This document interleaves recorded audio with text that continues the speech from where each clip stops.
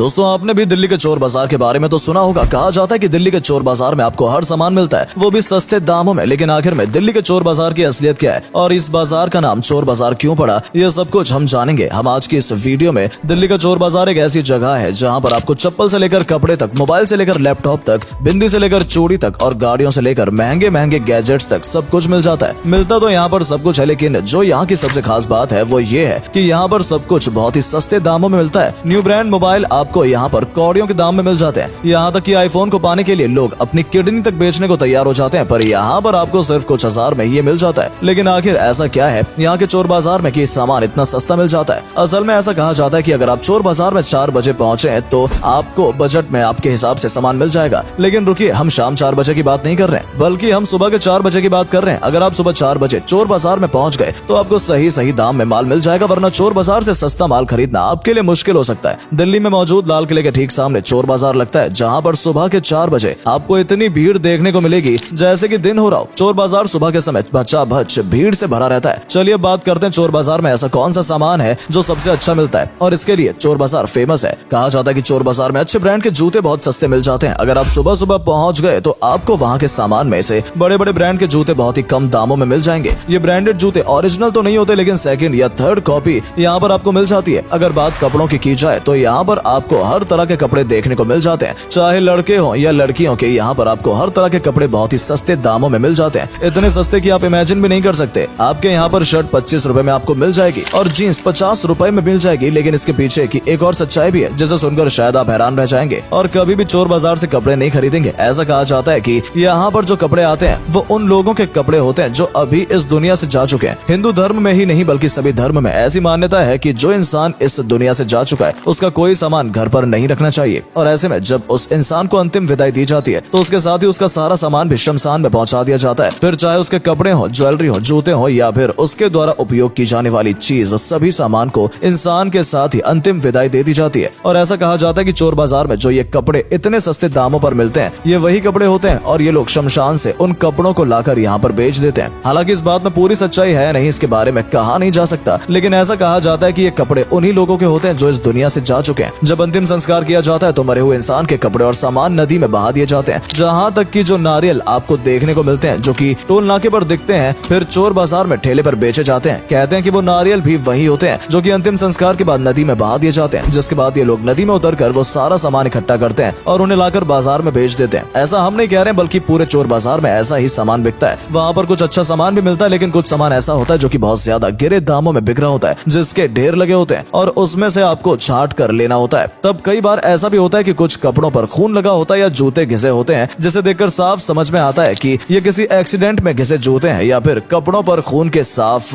दाग समझ में आते हैं कि ये किसी डेड बॉडी के कपड़े हैं। कई कपड़े थोड़े बहुत फटे हुए भी होते हैं, जिन्हें देखकर समझ में आता है कि ये किसी हादसे में फटे हैं। और यही वजह है कि सिर्फ 25 या 50 रुपए में आपको ये कपड़े चोर बाजार में मिल जाते हैं। अब चोर बाजार में आप थोड़ा अंदर जाते हैं तो जामा मस्जिद के एकदम सामने आपको मीना बाजार देखने को मिलता है। इस मीना बाजार में चोरी का सामान माल बिकने के लिए आता है। ये माल वही होता है जो चोरी किया हुआ होता है और यहाँ पर लाकर कम दामों में बेचा जाता है। यहाँ पर भी सुबह सुबह जाकर कम दामों में माल खरीदा जा सकता है। यहाँ पर आपको इलेक्ट्रॉनिक से लेकर गाड़ियों तक सब कुछ खरीदने को मिल जाता है। TV, fridge, scooty, headphones, washing machine, यहाँ तक कि रोलेक्स की 2.5 लाख में मिलने वाली घड़ी आपको सिर्फ 45,000 में मिल जाती है। हालांकि इस बात पर कोई विश्वास नहीं करता, लेकिन दुकान वाले भी आपको पूरी गारंटी देने के लिए तैयार होते हैं। यहाँ पर आपको जिम के सभी इंस्ट्रूमेंट्स देखने को मिल जाएंगे जो कि सेकंड हैंड होते हैं। इसके अलावा अगर मोबाइल फोन की बात करें तो आपको एंड्रॉइड से लेकर आईफोन तक सभी कुछ चोर बाजार में मिल जाता है। हालांकि लोग इसे खरीदना कम ही पसंद करते हैं क्योंकि ये चोरी का माल होता है और सभी को पता होता है कि इन्हें ट्रैक किया जा सकता है। एंड्रॉइड को तो एक बार लोग फिर भी खरीद लेते हैं, लेकिन आईफोन को खरीदने से पहले 2 बार सोचते हैं। आपको जानकर हैरानी होगी कि चोर बाजार में आपको कोई भी शॉप देखने को नहीं मिलेगी। सारा माल आपको मैदान में ही पसरा मिलेगा। यहाँ पर किसी की कोई परमानेंट दुकान नहीं होती, जहाँ जिसे जगह मिलती है अपना सामान लगाकर बेचना शुरू कर देते हैं। सुबह 4 बजे से मार्केट शुरू हो जाता है और 11 बजे तक खत्म भी हो जाता है। चोर बाजार का जो मीना मार्केट है वहाँ पर आपको सिर्फ कैश में पेमेंट करनी होती है, क्योंकि वहाँ पर आपको पूरा माल चोरी का मिलता है और चोरी के माल कोई भी ऑनलाइन पेमेंट करके ना खरीदना चाहता है ना ही बेचना, इसलिए वहाँ पर आपको कैश पेमेंट ही करनी होती है। इसके अलावा अगर आप किसी जगह से सामान खरीद रहे हैं तो आजकल ऑनलाइन पेमेंट का सिस्टम भी चालू हो गया है। लेकिन एक और जो जरूरी बात हम आपको बताना चाहते हैं वो ये है कि चोर बाजार में आपकी भी चोरी हो सकती है, इसलिए जब भी आप इस मार्केट में जाएं तो सतर्क रहें। और अगर आप इस मार्केट में चलते हुए फोन पर बात कर रहे हैं तो आपका फोन चोरी होना तय है। ये पूरी गैंग होती है जो सब तरफ से घेर कर आपको फंसा लेती है और और आपका फोन गायब कर लेती है। इसके अलावा आपके साथ स्कैम भी हो सकता है, इसलिए कोई भी सामान लें तो पूरी तरह से जांच परख कर ही लें और देख कर ही लें, वरना लोग आपको बेवकूफ भी बना सकते हैं। यहाँ तक कि अगर आप अपनी कार से जा रहे हैं तो उसे भी कहीं सही जगह पर पार्किंग करके खड़ी करके जाएं, वरना कुछ समय बाद ही आपको आपकी ही गाड़ी के अस्थि पंजर चोर बाजार में बिकते हुए नजर आएंगे और आप कुछ कर भी नहीं पाएंगे। इसलिए अगर आप भी मन बना रहे हैं चोर बाजार या मीना बाजार में सामान खरीदने का, तो हमेशा सतर्क रहें, क्योंकि आपकी जेब तो कट ही सकती है, साथ ही आपकी गाड़ी भी चोरी हो सकती है। चोर बाजार जाते समय एक बात का और ध्यान रखें, वहाँ पर किसी भी इंसान से आपको भिड़ना नहीं है। आपको जो भी सामान खरीदना है आप मोल भाव करके खरीद सकते हैं, लेकिन अगर आपने ज्यादा दिमाग लगाया तो इन लोगों की पूरी गैंग वहाँ पर होती है। ये लोग झगड़ा और मार कुटाई करने में भी पीछे नहीं रहते। इसलिए अगर आप चोर बाजार में खरीदारी करने जा रहे हैं तो शांति से काम लें। इसके अलावा अगर आप जेब से पर्स लेकर चल रहे हैं तो आपकी जेब कटनी पक्की है। आपको जेब में कैश अगर रखना है तो कम मात्रा में रखें और अपने दोनों हाथ जेब में डालकर चलें, ताकि कोई आपकी जेब न काट सके। हम आपको ये भी बता दें कि चोर बाजार की भीड़ में ग्राहक कम और चोर ज्यादा होते हैं, जिनकी नजर हर पल आप पर होती है और मौका मिलते ही वो आपको लूट लेते हैं। तो ये वीडियो देखकर आपको समझ में आ गया होगा कि चोर बाजार की सच्चाई क्या है। तो जब भी चोर बाजार जाएं, इन बातों का खास ध्यान रखें।